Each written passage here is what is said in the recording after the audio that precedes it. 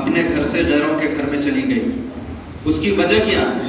उसकी वजह यही है कि अगर इन सबाहियों में हमने हिस्सा लिया होता, बच्चों के तालीम का, तरबियत का, उसके अच्छे माहौल का इंतजाम किया होता, अगर बुनियाद में उसको ये बताया होता कि हमारा खुदा क्या है, हमारे रसूल का मकाम व मर्तबा क्या है, हम जिस दीन और शरीयत को मानने वाले हैं उस दीन और शरीयत का मामला और फलसफा क्या है, हमें ये दीन क्या देना चाहता है और हमसे किस चीज का मुतालबा करता है, इनको मानने से हमारे दुनिया और आखिरत की सिरफुरुई कैसे हासिल हो सकती है, इन चीजों को अगर हमने जाना होता तो हमारी ये 40,000 बच्चियां हमसे न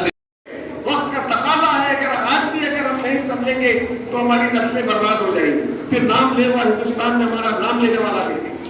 ऐसे हालात में हम दस्तो गिरवाने हो, एक दूसरे के मसलकों के खिलाफ ना बोले, एक दूसरे के फिरकों के खिलाफ ना बोले, एक दूसरे के जो है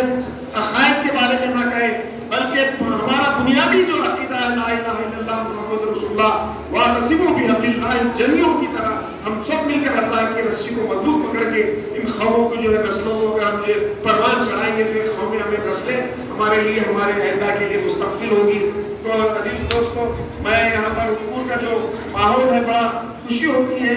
यहाँ पे जो है हमारे जमीयत अहले हदीस के उलमा भी यहाँ पर हाजिर होते हैं, दूसरे मदारिस, दूसरे यानी मस्जिदों के जिम्मेदारान भी यहाँ पे हमारे प्रोग्रामों में जाते हैं और हमारे जिम्मेदारान उनके प्रोग्रामों में जाते हैं। ये जो तालमेल का मामला है वो अच्छा है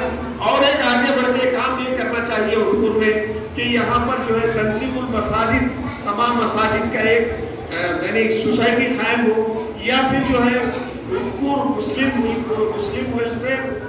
मुस्लिम वेलफेयर सोसाइटी